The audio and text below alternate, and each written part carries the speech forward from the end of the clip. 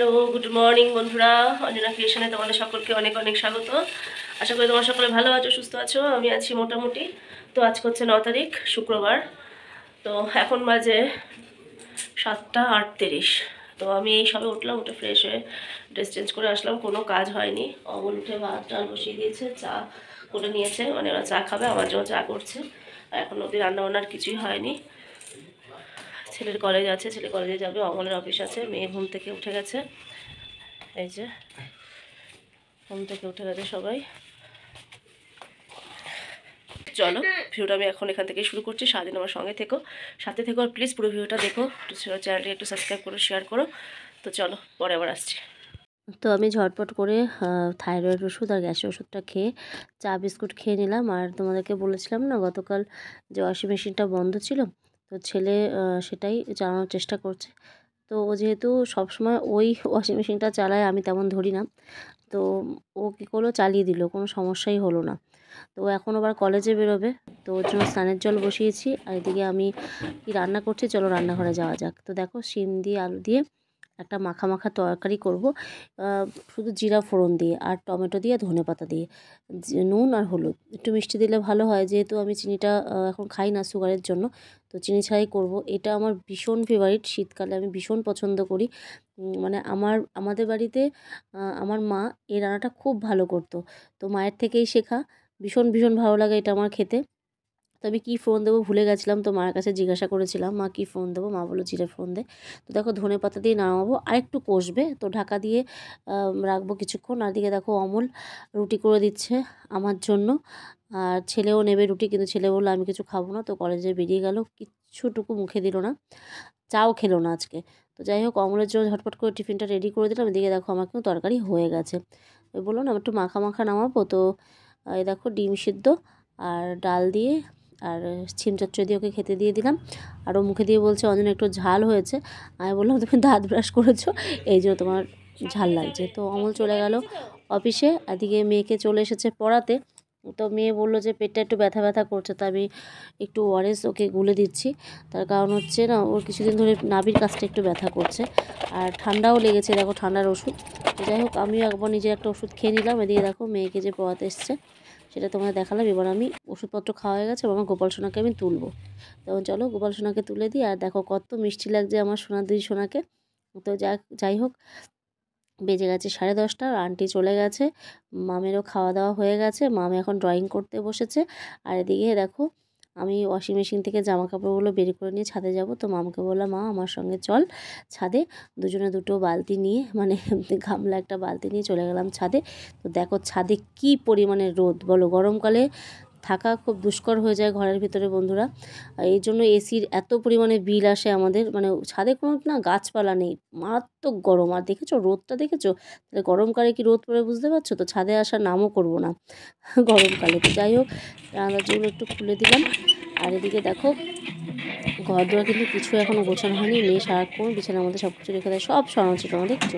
মেয়ে একটু জল ভরে দিল। আর কালকে তোমরা দেখেছিলে গতকাল সেই মাংসটা রান্না করিনি, তো মাংসটা বের করে নিলাম আমি রান্না করব বলে। আর এখানে বেতো শাক যাচ্ছিলো, তো বেতো শাক নিলাম। বেতো শাক আমার ভীষণ ভীষণ পছন্দের একটা শাক। তো আমি বেগুন দিয়ে, শিম দিয়ে, মানে ছিম দিয়ে আমি এটা রান্না করি, আমার ভীষণ ভালো লাগে। আর গতকালের জন্য আমি তরকারি সব কেটে রাখছি সবজি। আর মেয়ে উচ্ছে সেদ্ধ খেতে খুব ভালোবাসে, তো মেয়ের জন্য একটু দুটো উচ্ছে সেদ্ধ দেবো পরের দিন। তো সব কিছু রেডি করে রাখলাম। কোন বাচ্চা এরকম উচ্ছে সেদ্ধ খেতে ভালোবাসে আমাকে একটু জানিও বন্ধুরা, কারণ বাচ্চা তেমন একটা উচ্ছে খেতে পছন্দ করে না। তোমার মেয়ে ভীষণ পছন্দ করে উচ্ছে ভাজা, উচ্ছে সেদ্ধ, উচ্ছের তরকারি খেতেও মোটামুটি পছন্দ করে। তো মাংসটা আমি বসিয়ে দিলাম। আজকে মাংসটা আমি হাতে মাখবো না, কড়াইতেই করব, কড়াই মাংস যাকে বলে। তো আমি যা যা সম্বার দেয়, জিরা, তেজপাতা আর হচ্ছে শুকনো লঙ্কা, দারচিনি, লবঙ্গ, এলাচ সব সম্বার দিয়ে দিয়েছি। আর সব রকম মশলা না একটু গুলে আমি রেখে দিই কিছুক্ষণের জন্য। তো দেখো মশলাগুলো মোটামুটি ভাজা ভাজা হয়ে গেছে, তারপরে আমি দিয়ে দিয়েছি এখানে মাংসটা। আর এদিকে দেখো মোটামুটি বিছানা তোলা হয়ে গেছে। আমি বললাম চটপট করে তাহলে আমি ঘরটা ঝাঁট দিয়ে দিই, তোকে আমি মাথায় তেল দিয়ে দেবো। তার মাঝখানে মাংসটা একটু দেখে নেব কী পরিস্থিতিতে রয়েছে। আর মেয়েকে বললাম স্নানের জলটা বসিয়ে দে। আর দেখো মাংসটা মোটামুটি এখনও কিছুই হয়নি, অনেকক্ষণ ঢাকা দিয়ে রান্না করতে হবে। আমি টমেটো দিয়ে ঢাকা দিয়ে চলে আসলাম ঘরে। মেয়েকে চটপট করে মাথায় তেল দিয়ে দিলাম। বাচ্চাদের মাথার মানে কি চুলের যত্ন করতেই হয়, তো সেভাবে তো আমি যত্নাতি করতে পারি না মেয়েকে। তো যাই হোক, মাথায় ভালো করে তেল দিয়ে দিলাম, হাত ধুয়ে আবার চলে গেলাম রান্নাঘরে। দিকে মেয়ের জল গরম হয়ে গেছে, মেয়েকে বললাম স্নান করে নে তুই। এদিকে আমি সেজে মশলাটা করে রেখেছিলাম, জিরার গুঁড়ি ধনিয়ার গুঁড়ি দিয়ে নুন হলুদ দিয়ে সেই মশলাটা দিয়ে দিলাম মাংসতে। এবার আরও অনেকক্ষণ ধরে কষবে, যত মাংস কষাবে তত মাংস টেস্ট হবে। তো মেয়ে গরম জলটা ঢেলে দিলাম, মেয়ে স্নান করবে, তারপরে মাংসটা যে বসিয়ে রেখেছি ঢাকা চাপা দিয়ে আঁচ কমিয়ে দিয়ে। তো এখন আমি ঠাকুরের বাসনগুলো চটপট করে মেজে নিচ্ছি। মেয়ে ঠান্ডা লেগেছে, মেয়েকে জল ধরতে দিচ্ছি না। তো ঠাকুরের বাসনগুলো মাজা হয়ে গেলে আমি যাব রান্নাঘরে, কেননা সেদিনকে আমার মাংস পুরো পুড়ে গেছিলো, তো ভয় ভয় রয়েছে মনের ভেতরে। তো দেখি মাংসর কী অবস্থা।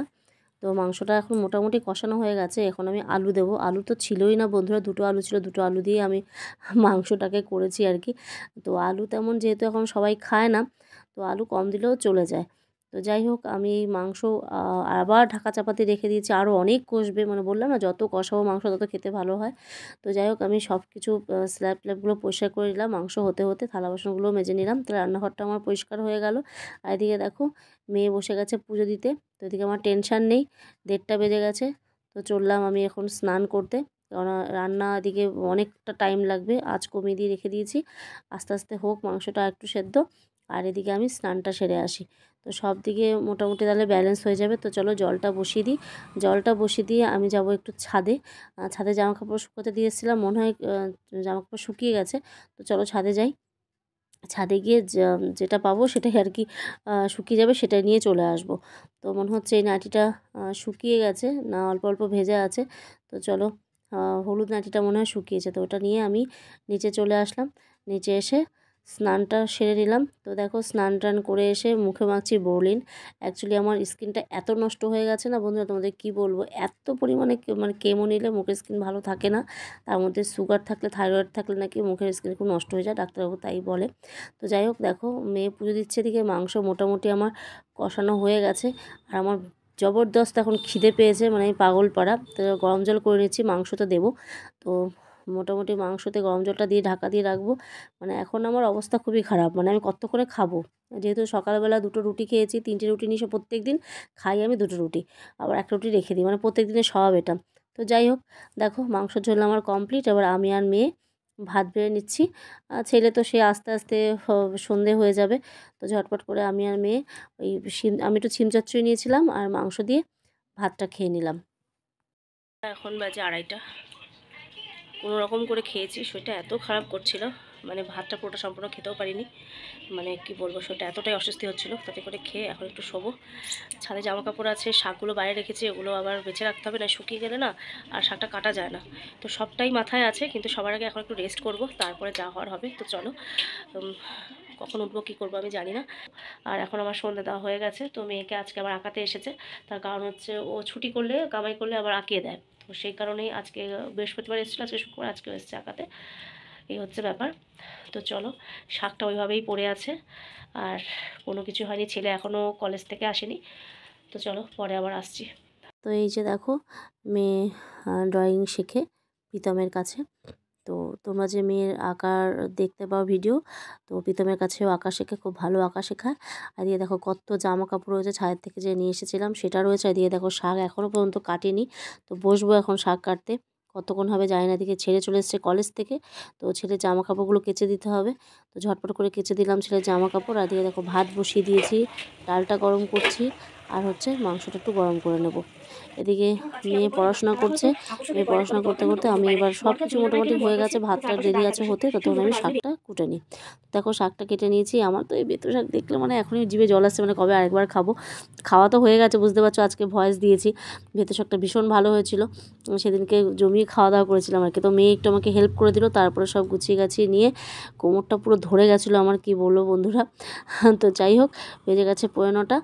তো এখনকার মতো ভিডিওটা আমি এখানে শেষ করব। আমার প্রচণ্ড ঘাড় আর পিঠ খুব ব্যথা করছে, তো ভিডিওটা আর বেশি বড় করব না।